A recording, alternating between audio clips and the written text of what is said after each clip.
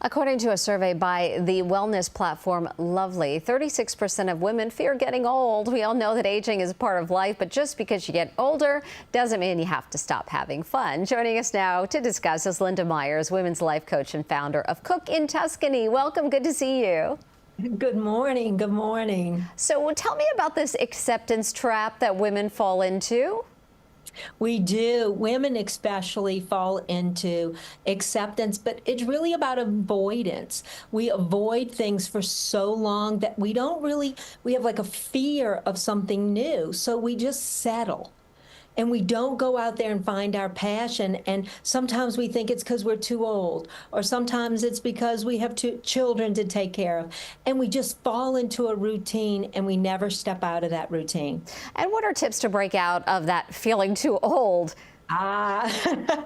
Well, first of all, age really is just a number. It's really not about age. At any time in your life, you can find your passion and you can break away by trying things, even if they're small. You know, don't say no to invitations. And basically, you have to stop being afraid of failure, because we're all going to have failures and we have to prepare for those failures.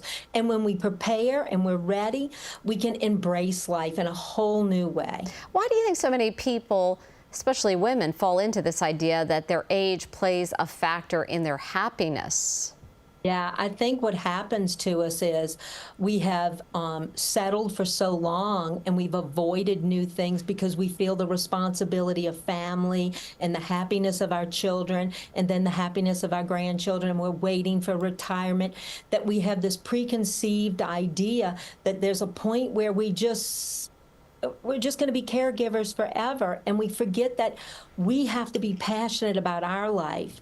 And at any age, we can go out and find a new career or a new hobby and embrace it so much that we enjoy life again. So tell me, what are these new careers or hobbies that older women can try to pursue or try out at least?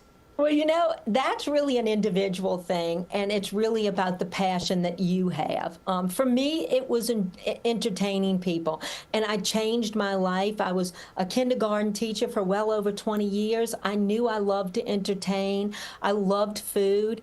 And I started Cook in Tuscany. And because I was passionate about it, now I had many failures, so it wasn't all easy.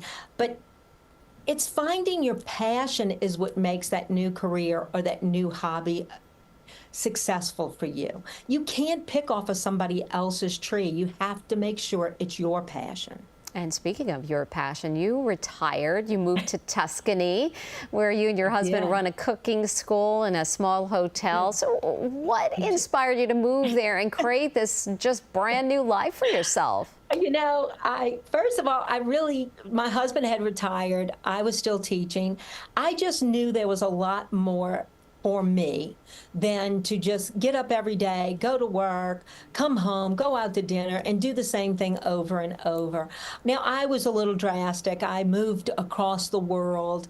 You don't have to do that. You can just do an art class in your community or work for a sandwich shop, whatever is your passion. But for me, it was big. I moved, my whole family came with me. We run 4 cooking schools now, an entire farm, and olive oil factory, but it doesn't have to be quite that big for you to find your passion. Oh, wow. Well, Linda, I hope you're okay with all of us coming over for dinner tonight, because that sounds amazing. Well, I got a lot here, so come on over. All right. Sounds wonderful. We'll have a beautiful day. Well, thank you. You have a great day, too. Yeah, ciao and piacere. And again, Cook in Tuscany is the name of the is it a podcast? Is it a video? No, well, it's a cooking school that people come and visit me for a week. We cook with our local nonas, and then, of course, we tour my beautiful area of the Val d'Orcia and the Val Chiana, and just stay here on the farm and learn all kinds of beautiful things, the easy life of Tuscany. And then our hotel is, for people who come from all over the world. So it's really a beautiful thing that we've created here. Well, it sounds amazing, Linda. Thank you so much. So good to see you. Thank you. Have a great day. You too.